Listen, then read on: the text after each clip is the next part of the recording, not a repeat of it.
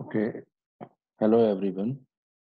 In the second lecture of Advanced Networking and Communication Protocols, we are going to discuss about the network performance. And basically, in network performance, we are going to discuss about the delay analysis and the router queue performances. So, the topics that we are going to cover in the second lecture mainly include.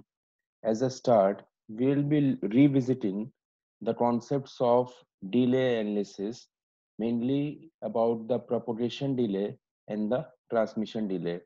And in the what cases or scenarios, the transmission delay is a dominant factor and the propagation delay is a dominant factor in which scenarios. Then we would be again looking at the queuing delay, and in the queen delay, our main focus will be on the different routers and how the router processes the packet at the input queue. And then once the input queue starts filling, what will be the router doing? And then the behavior of the real routers in the internet. So as we know, in the last lecture also, we have discussed about there are two policies when the queue fills up. One is the tail drop and one is the head drop. So in case the queue builds up or the queue is full, which packet are we going to drop? That is the part of the queuing delay. And then we'll be moving towards the third topic, that is the throughput scenarios. And in throughput scenarios, we'll be looking at the bottleneck conditions, like for a given channel or pipe, if there are some bandwidth constraints, then in that case, what will be the end-to-end throughput? And how are we going to measure the end-to-end throughput? Further, we'll be moving towards the network layer and we'll be discussing the functions of the network layer. But now the perspective will be a little bit different. Here we'll be looking at the network layer through a plane model. So plane model essentially means dividing the network layer in terms of functionalities that are defined by the planes. So basically two types of planes are defined in networks. One is the data plane and one is the control plane. So what operations are done at the data plane and what operations are supported at the control plane?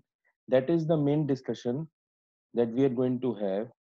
Then we'll be moving towards the router architecture and what is the input queue architecture in terms of hardware, what is the processing architecture, and what is the output queue architecture. So, in processing of the router, we will be looking at the various interconnection networks that the router builds up to process the packet faster. See, what happens, the processing delay of a router basically depends on how fast the router can forward the packet from the input queue to the output queue. That is the servicing time of the router. So, what architectures are there that we can support to make this servicing even more faster? Okay, so that is basically a transfer a connection from the input queue to the output queue through a switching mode. So how to switch the data faster through from the input to the output in terms of bits? What are the connection models to support the same? And then we'll be looking at the router space, that we already know that a router has a routing table. So how that routing table is managed and how the router comes to know that looking at a input IP address and an output IP address, what is the routing decision that the router has to make.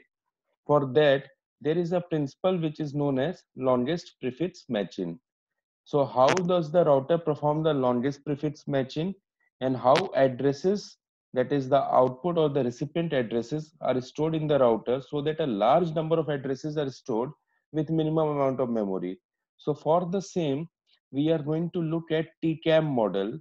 TCAM here stands for ternary content addressable memories, and it is basically used as the space build up for the router so that an efficient setup is made.